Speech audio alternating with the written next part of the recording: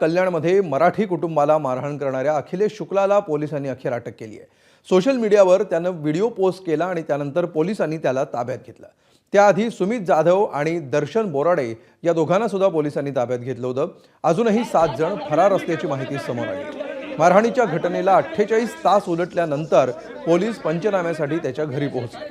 दरम्यान गुंडांच्या मारहाणीमध्ये जखमी झालेले अभिजित देशमुख यांनी पोलिसांवरच आरोप केले।